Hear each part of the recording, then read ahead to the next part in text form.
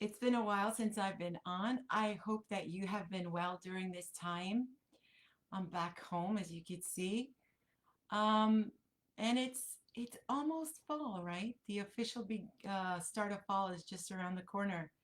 And it's definitely time for us to get back to our routines, and included in that, sorry, is back to school time.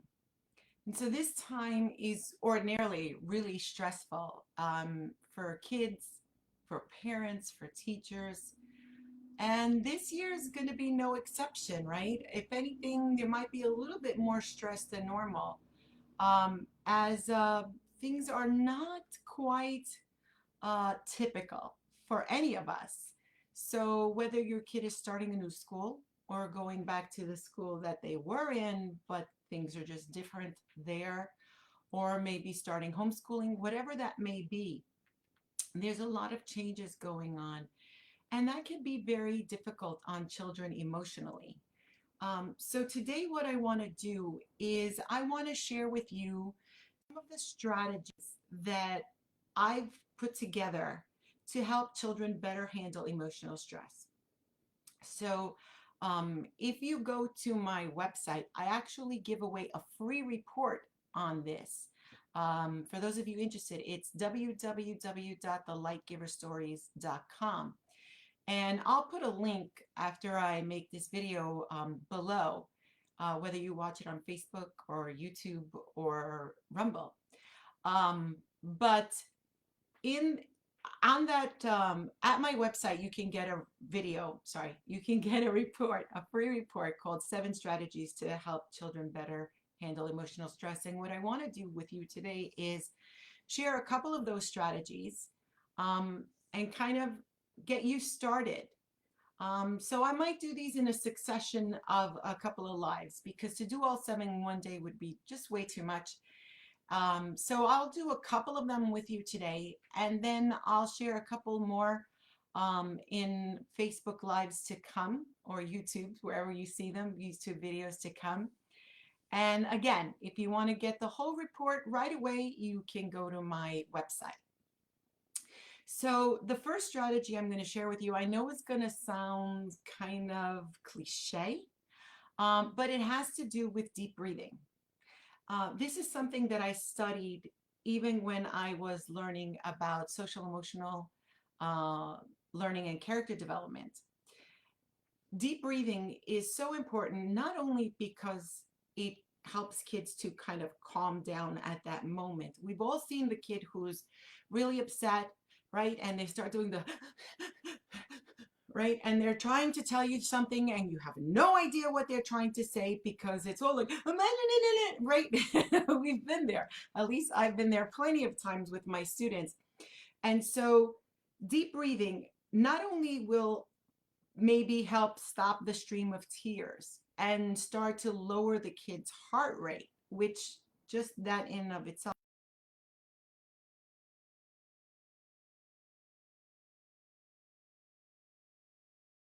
this deep breathing, it actually releases endorphins from the brain that produce a calming effect.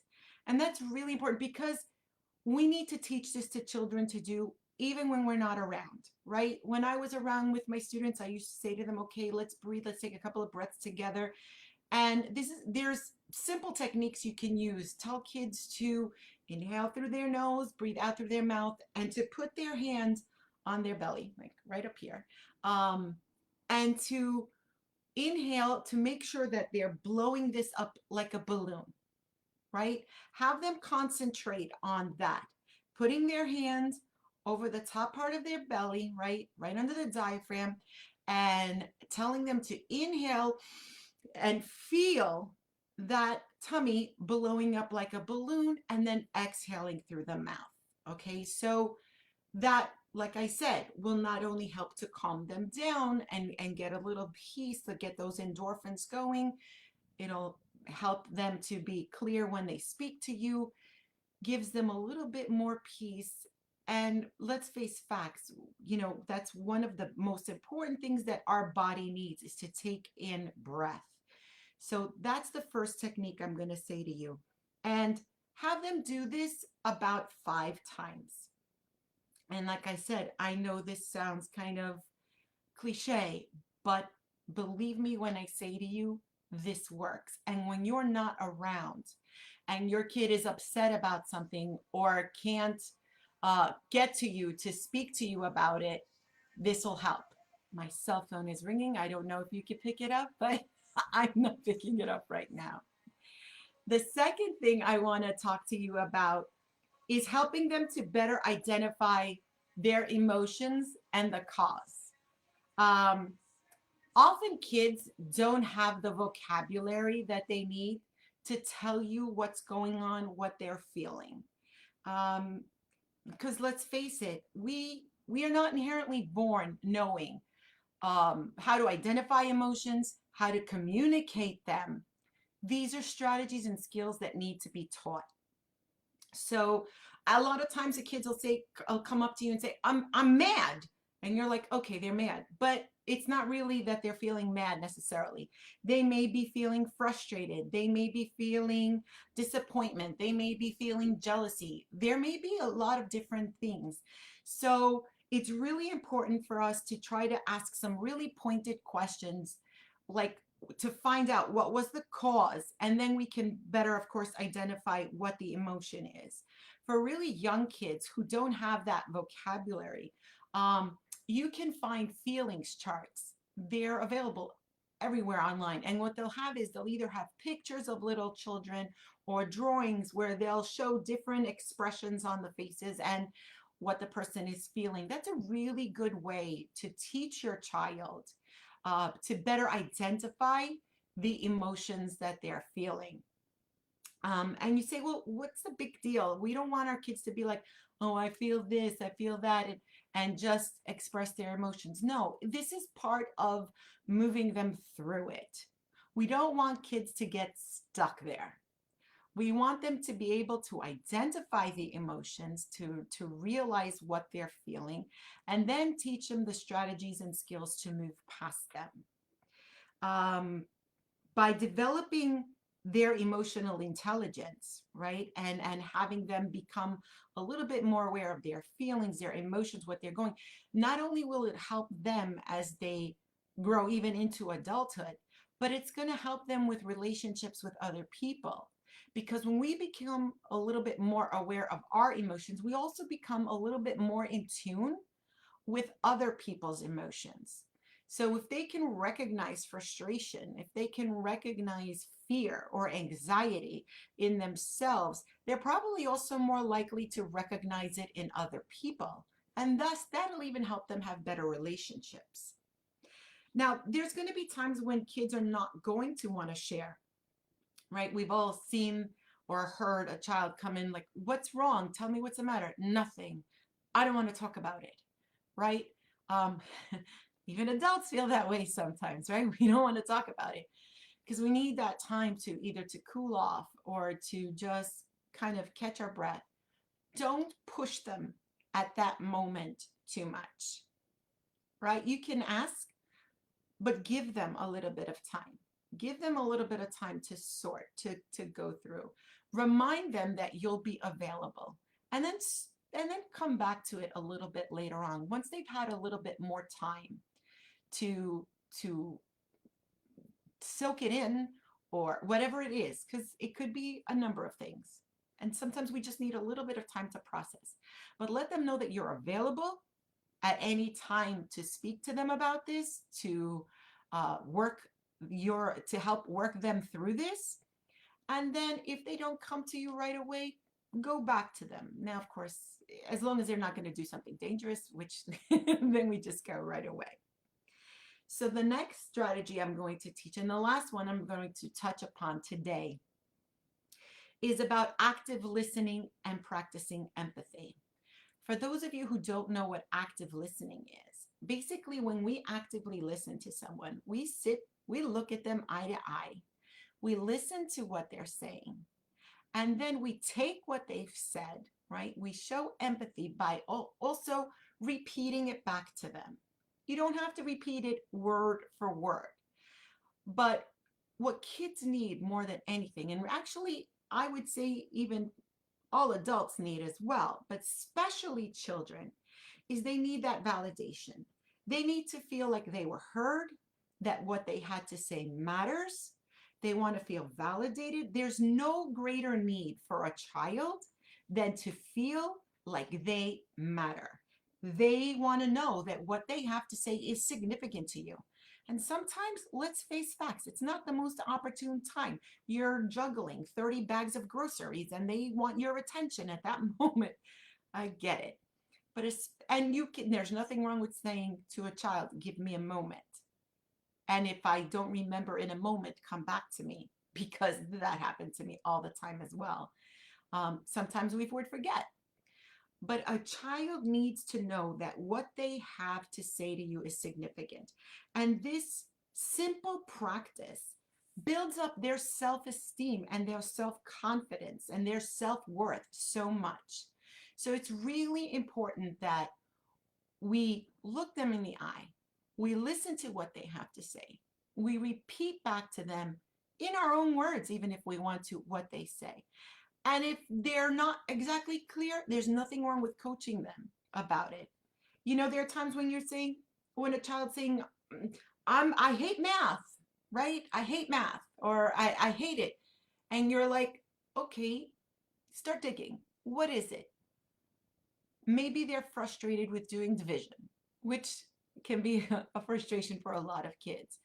Maybe it's something completely and totally different. And you could say to them, I realize, I can understand that you're frustrated because you're having a tough time with this. Maybe you had a tough time with it. Or maybe if you didn't have a tough time with that, maybe you had a tough time with something else. Empathize with them. I understand how you feel. I used to have such a tough time with this. And explain to them and show to them how you moved past it, right? And maybe it's, you know, I used to have the most difficult times learning my multiplication tables, but then I finally got it. And now it's not a problem for me. Or, you know, I still struggle every once in a while with spelling, but thank goodness there is spell check, or it's mine, or somebody around that can help you.